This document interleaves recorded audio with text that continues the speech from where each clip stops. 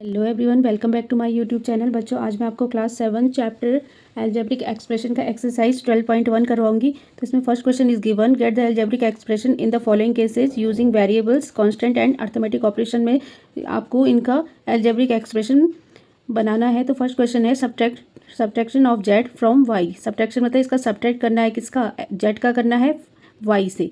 ठीक है, तो इसका जो इक्वेशन बन जाएगा आपका एल्जेब्रिक एक्सप्रेशन का, y से करना है जेड को सब्ट्रैक्ट, तो y माइनस जेड इसका आंसर हो जाएगा। सेकंड क्वेश्चन में है 1/2 of the sum of the number x and y।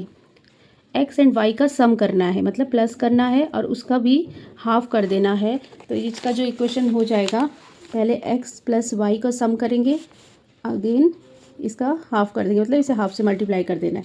ठीक है। थर्ड क्वेश्चन है the number of Z multiplied by its self, मतलब उसी जेड को जेड से ही मल्टीप्लाई करना है। तो ये आपका हो जाएगा जेड इंटू जेड, जो होता है जेड स्क्वायर। फोर्थ क्वेश्चन में है 1/4 of the product of the number P and Q. P and Q का प्रोडक्ट मतलब मल्टीप्लाई करना है और उसका 1/4 कर देना है, मतलब 1/4 से मल्टीप्लाई कर देना है। तो पी क्यू का मल्टीप्लाई करना है, प्रोडक्ट करना है और उसे 1/4 कर देना है, मतलब 4 से डिवाइड कर देना है, तो 1/4। इस तरीके से इसका एल्जेब्रिक एक्सप्रेशन वाला इक्वेशन बन जाएगा। फिफ्थ है number x and y both squared and added. पहले इसका स्क्वायर करना है फिर ऐड करना है, मतलब तो ये x स्क्वायर और y स्क्वायर हो जाएगा और प्लस में कर लेंगे दोनों को, तो ये आपका हो जाएगा next x square plus y square. पहले दोनों को स्क्वायर करना है, उसके बाद इनका सम कर देना है। सिक्स पार्ट में है इसका, number 5 added to 3 times the product of the number m and n को क्या करना है, पहले प्रोडक्ट करना है, तो आपको क्या करना है, mn को मल्टीप्लाई करेंगे तो mn हो जाएगा, उसको 3 टाइम्स करना है तो 3mn हो जाएगा और 5 से ऐड कर देना है। ठीक है, तो आप क्या करोगे, इसे 5 से ऐड करना है 3 टाइम्स mn का मल्टीप्लाई करके, तो आपका जो एल्जेब्रिक एक्सप्रेशन हो जाएगा ये बन जाएगा। नेक्स्ट है इसका product of the numbers y and z subtracted from 10। Subtract किससे होगा, 10 से होगा, और किन दोनों का प्रोडक्ट, y एंड z का, तो ये आपका हो जाएगा 10 माइनस वाई जेड। 10 से सब्ट्रैक्ट करना है और इन दोनों का y z का प्रोडक्ट करके 10 से डिवाइड माइनस कर देना है। ठीक है। एट्थ है sum of the numbers a and b subtracted from their product. a और b का पहले सम करना है और सब्ट्रैक्ट किससे करना है, इनको दियर प्रोडक्ट, मतलब इन दोनों का प्रोडक्ट करना है, तो ए बी इनका प्रोडक्ट हो जाएगा, ए बी इनका प्रोडक्ट हो जाएगा और इससे सब्ट्रैक्ट करना है इन दोनों के सम को। ठीक है, ये आपका एल्जेब्रिक एक्सप्रेशन हो जाएगा एट्थ वाले में। बच्चों, क्वेश्चन नंबर 2 में दिया है identify the term and their factors. आपको जो ये एल्जेब्रिक एक्सप्रेशंस दिए हुए हैं, इनमें आपको टर्म्स एंड उनके फैक्टर्स आइडेंटिफाई करने हैं, and the show the term and factors bye tree diagrams, और इनका टर्म और जो फैक्टर जो भी निकलेगा उसको ट्री डायग्राम में शो करना है। ठीक है, तो चलिए बच्चों सॉल्व करते हैं क्वेश्चन नंबर 2 का फर्स्ट जो पार्ट दिया है, एक्सप्रेशन है x-3 दिया हुआ है। ठीक है, तो इसमें आपको टर्म देखनी है कि कितनी टर्म्स हैं। तो इसमें बच्चों 2 टर्म्स हैं, एक x है और दूसरी -3 है, माइनस भी लेना है, तो आप टर्म्स में लिखोगे x, -3। ठीक है, और इनके अब फैक्टर्स निकालने, तो पहले वाले का फैक्टर x का x ही हो जाएगा। अगर ये x स्क्वायर रहता तो इसका फैक्टर आपका x और 2x हो जाते। ठीक है, बट ये एक ही है तो इसका जो फैक्टर होगा एक ही होगा, और ये -3 का -3 ही रहेगा। ठीक है, अब इसमें आपको शो करना है ट्री डायग्राम में, तो ट्री डायग्राम में आप कैसे करोगे, इस वाले क्वेश्चन को आप इस तरीके से बनाओगे। ठीक है, अब ये है x-3 का, तो पहले फर्स्ट वाले में आप x का देखोगे तो x का जो होगा x ही रहेगा, फैक्टर करने हैं एंड यहाँ -3 हो जाएगा, तो बस आपको ट्री डायग्राम में यही करना है। जो सेकंड वाला पार्ट है इसका, इसमें जो एल्जेब्रिक एक्सप्रेशन दिया है 1 + x + x²। ठीक है, तो आप देख सकते हैं इसमें 3 टर्म्स हैं, 1, 2 एंड 3, तो आप इसके टर्म को अलग अलग लिख लेंगे, एक 1 है, दूसरा x है एंड तीसरा x² है। ठीक है, अब इसके फैक्टर करेंगे तो 1 का फैक्टर तो 1 ही करोगे, x का आप x करोगे एंड x² का x एंड एक x और 2x हो जाएंगे इन दोनों के। ठीक है, अब इसका जो ट्री डायग्राम बनेगा वो इस तरीके से बनेगा। उसमें 2 थे इससे पहले वाले में, तो मैंने 2 लिखे थे, इसमें 3 है तो आप 3 ऐसे करके करोगे, पहले वाले में आप 1 का करोगे तो 1 का तो 1 हो जाएगा, इसमें x का x हो जाएगा, और इस वाले में एक्स स्क्वायर का x इंटू वो x कॉमा x हो जाएगा, इसके 2x हो जाएंगे। ठीक है, आप यहाँ से इसका x स्क्वायर का भी कर सकते हो, ये x का और ये 1 का है, चाहे तो यहाँ नीचे से भी लिख सकते हो, जैसा भी आपको सही लगे। इस तरीके से आप इसका ट्री डायग्राम बना दोगे। थर्ड पार्ट में इसमें 2 टर्म्स दिखाई दे रही हैं, तो एक y है और दूसरा जो है y क्यूब है, माइनस भी लेना है। ठीक है, अब आप इसके फैक्टर करोगे तो इसके आप फैक्टर करोगे तो इसका तो y होगा, और इसमें माइनस के साथ आप 1 लोगे, माइनस के साथ 1 लोगे, एंड y एंड y। ठीक है, ये आपके इसके फैक्टर्स हो जाएंगे। अब आप इसका ट्री डायग्राम बना लोगे तो इसमें 2 ही बनेंगे, एक इसके लिए और एक इसके लिए। ठीक है, y एंड y क्यूब, ऐसे नीचे से भी लिख सकते हो आप। तो इसका जो हो जाएगा, इसका तो y हो जाएगा, और इसका इसमें 3 y आ जाएंगे, y। तो ये आपका ट्री डायग्राम बन जाएगा इसका।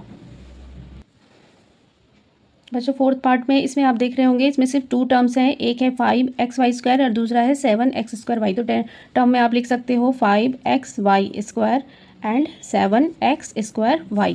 फैक्टर निकालोगे, पहले आप इसका करोगे तो इसके लिए इसके फैक्टर हो जाएंगे 5 एंड दूसरा x हो जाएगा, और y² के लिए y इंटू ए कॉमा वाई। ठीक है, सेकंड वाले के लिए आप 7 लिखोगे, x लिखोगे, एक x और लिखोगे, x² है, एंड एक y। ठीक है, ये आपके दोनों के अलग अलग हो गए फैक्टर।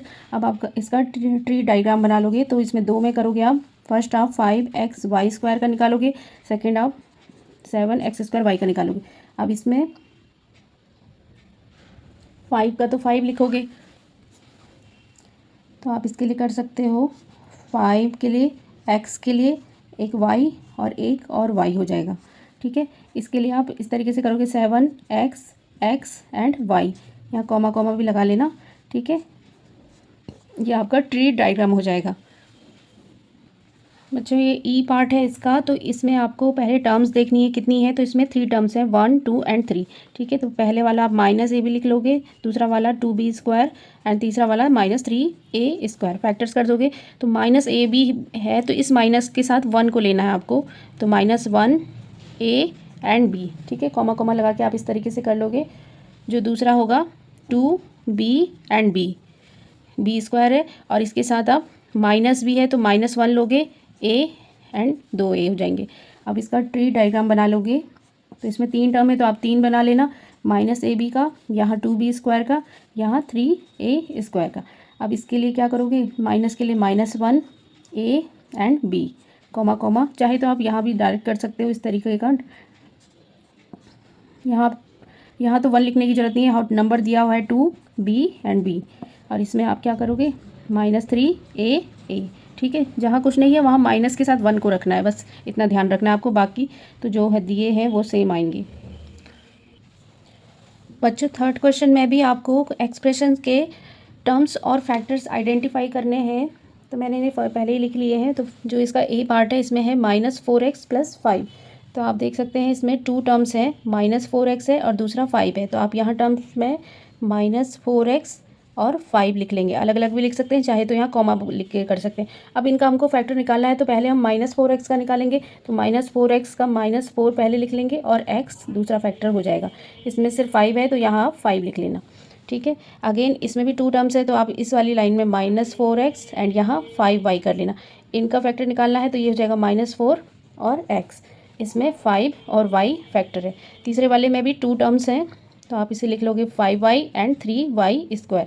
इसका फैक्टर कर लोगे तो एक 5 हो जाएगा, एक y हो जाएगा। सेकंड वाले में एक 3 हो जाएगा एंड 2 y हो जाएंगे। फोर्थ डी वाला पार्ट है जो इसका, इसमें भी 2 टर्म्स हैं, xy है और दूसरा 2x² y² है। इन दोनों का फैक्टर करोगे तो एक आप x लिख लोगे, दूसरा y लिख लोगे। सेकंड वाले में 2x y and 2y and 2x। ठीक है, ई वाला पार्ट है, इसमें pq एक फैक्टर है एंड दूसरा q है। इन दोनों के भी ये pq एक टर्म है और दूसरा टर्म q है, इन दोनों के फैक्टर निकालोगे तो एक p हो जाएगा और एक q हो जाएगा, इसमें सिंगल q इसका फैक्टर हो जाएगा। बच्चों f वाले पार्ट में 3 टर्म्स हैं, एक पहला जो है 1.2 ab है, सेकंड वाले में 2.4 b है एंड थर्ड वाले में 3.6 a है। अब आपको इसके फैक्टर निकालने हैं, तो इसमें तो आपका पहला जो हो जाएगा 1.2 और दूसरा a एंड कॉमा b, इस वाले में माइनस का 2.4 एंड कॉमा बी, इस वाले में 3.6 एंड कॉमा ए, ये इसके फैक्टर हो जाएंगे। इसका जी पार्ट है, इसमें भी 2 टर्म्स हैं, तो आप पहले लिखोगे 3/4x और दूसरा टर्म 1/4, ये नीचे वाली लाइन में लिख लेना, तो इसके फैक्टर करने को सही रहेगा। इसका फैक्टर हमें यहाँ करना है, तो इसका एक फैक्टर हो जाएगा 3/4 और दूसरा हो जाएगा x, इसमें एक ही सिंगल होगा जो होगा 1/4। इसमें भी आपके 2 टर्म्स हैं, 0.1 p² एंड 0.2 q²। फैक्टर कर लोगे 0.1 p और p, और इस वाले में 0.2 q एंड दूसरा q।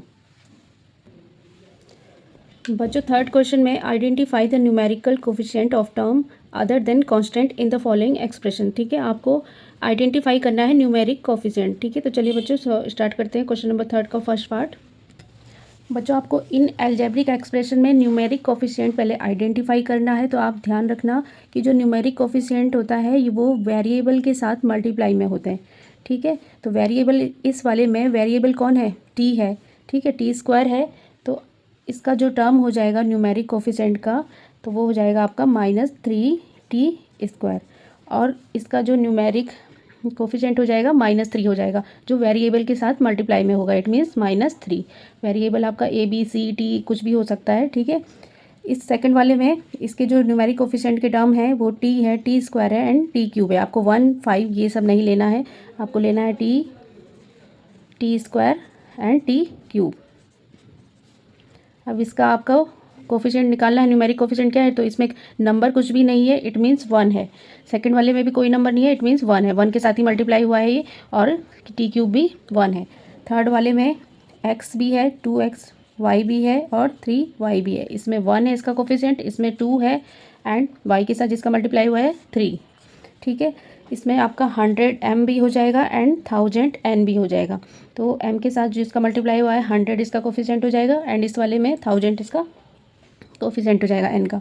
ठीक है, इस वाले में दोनों ही लेने हैं क्योंकि ये दोनों ही वेरिएबल्स हैं, तो -p² q² और ये हो जाएगा 7pq। इसमें -1 हो जाएगा, माइनस भी लेना और 1 भी लेना क्योंकि नंबर कुछ नहीं है इसमें, यहाँ 7 है तो इसका कोफिशिएंट 7 हो जाएगा। 6 वाला पार्ट है, इसका 1.2a दोनों ही लेने पड़ेंगे क्योंकि दोनों में वेरिएबल है 0.8b, तो इसका जो न्यूमेरिक कोफिशिएंट हो जाएगा 1.2 एंड इसका वाला 0.8। ठीक है, जो ये लास्ट वाला है इसमें जो टर्म आपका होगा 3.14 r² तो होगा, बट इसका जो न्यूमेरिक कोफिशिएंट होगा वो ये होगा 3.14, इसका आंसर हो जाएगा।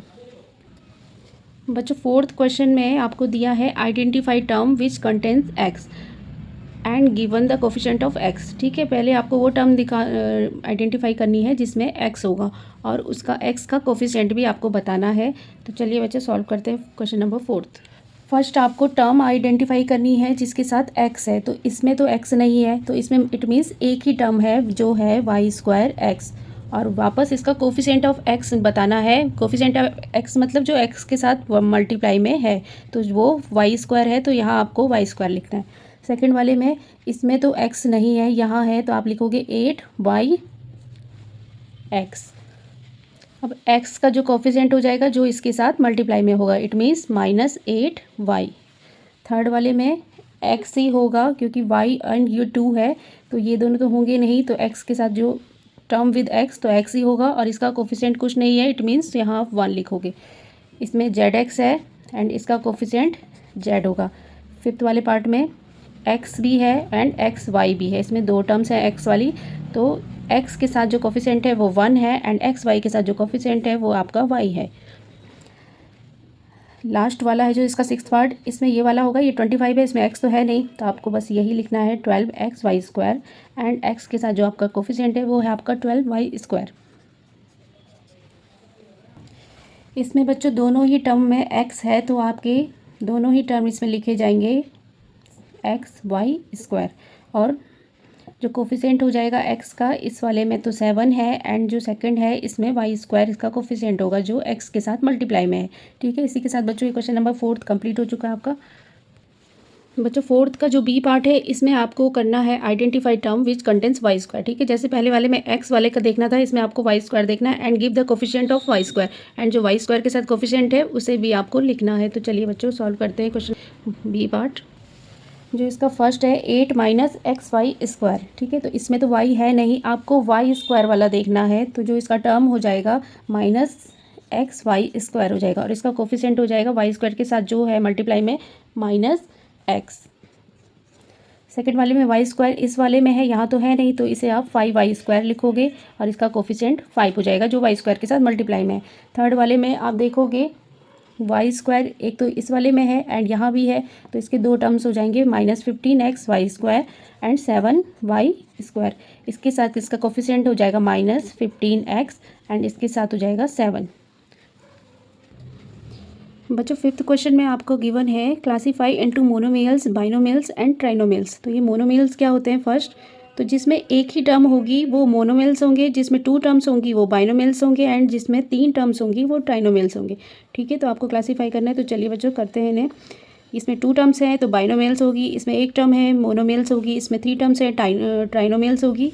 ये मोनोमियल्स है, इसमें एक ही है 100, इसमें 3 हैं तो ट्राइनोमियल्स हो जाएगा, इसमें बाइनोमियल्स हो जाएगा, इसमें भी 2 टर्म्स हैं तो बाइनोमियल्स हो जाएगा, इसमें सिर्फ एक सिंगल टर्म है तो आपका ये मोनोमियल्स हो जाएगा। इसमें 3 टर्म्स हैं ट्राइनोमियल्स, इसमें 2 हैं बाइनोमियल्स, ये भी आपका बाइनोमियल्स हो जाएगा एंड इसमें 3 टर्म्स है 1 2 3 एंड ये लास्ट वाला आपका ट्राइनोमियल्स हो जाएगा। बच्चों 6th क्वेश्चन में आपको बताना है कि ये जो टर्म्स दी हैं ये लाइक में है या अनलाइक टर्म्स हैं। तो ये लाइक टर्म्स क्या होते हैं, जो एक ही वेरिएबल या एक ही नंबर्स में होंगे, चाहे सेम वेरिएबल में होंगे, वो आपके लाइक टर्म्स में आएंगे और जो नहीं होंगे वो अनलाइक टर्म्स में आएंगे। अब देखिए जो फर्स्ट है इसमें 1 एंड 100 दोनों नॉन वेरिएबल हैं, दोनों नंबर्स हैं, इट मीन्स ये लाइक में आएगा, लाइक टर्म्स होगी, ठीक है। इसमें भी x है एंड इसमें भी x है, इट मीन्स ये दोनों लाइक टर्म्स में है। थर्ड वाले में 29x एंड 29y, एक x का है और दूसरा y का है, तो ये आपका अनलाइक में आएगा। इसमें xy है और ये yx है, ठीक है। तो xy और yx एक ही बात होती है, इसे आगे लिखो चाहे पीछे लिखो, इट मीन्स ये भी xy है और ये भी xy है, तो ये भी आपका लाइक टर्म्स में आएगा। फिफ्थ वाला है 4m स्क्वायर p और ये mp स्क्वायर है, इसमें m स्क्वायर है और इसमें सिंगल m है, ठीक है, और ये p और ये p स्क्वायर है, इट मीन्स ये अनलाइक होगा, ठीक है। अगर m स्क्वायर p होता तो लाइक टर्म में आता। फिफ्थ है ये एक्स जेड में है और ये एक्स स्क्वायर जेड स्क्वायर है, बस आपको वेरिएबल दी देखने हैं, यहाँ नंबर थे तो बस ये नंबर देखने थे, तो ये स्क्वायर वाले हैं और ये स्क्वायर में नहीं है, इट मीन्स ये अनलाइक टर्म में आएंगे।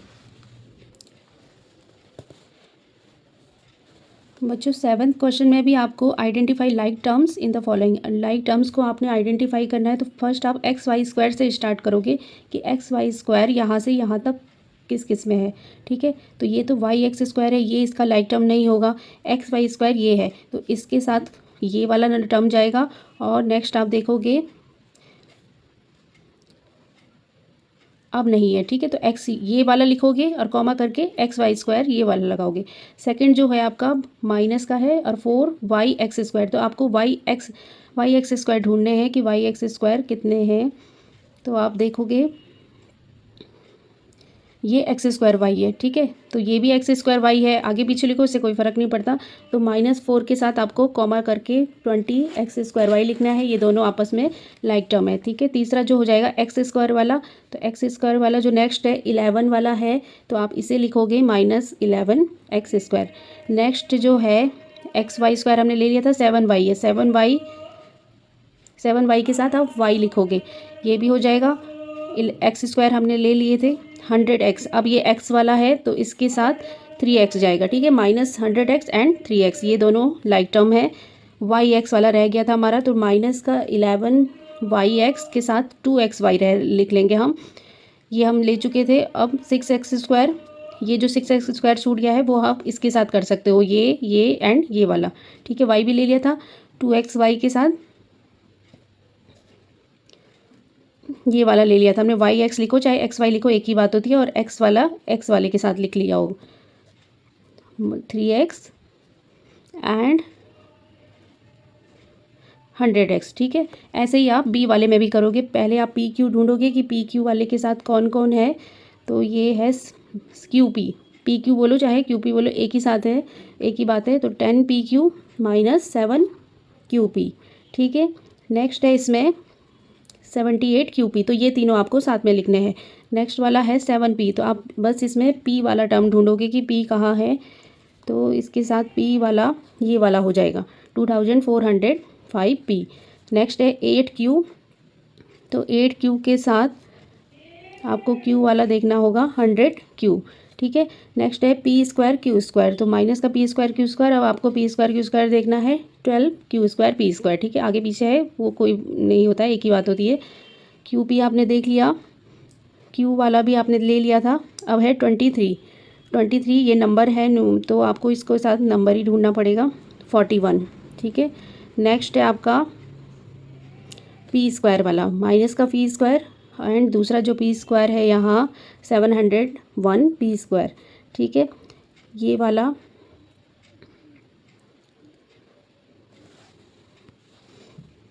यहाँ तक सारे हो गए। अब रह गए आपका P² Q, 13 P² Q और साथ इसके बगल में ही है P² Q, ठीक है।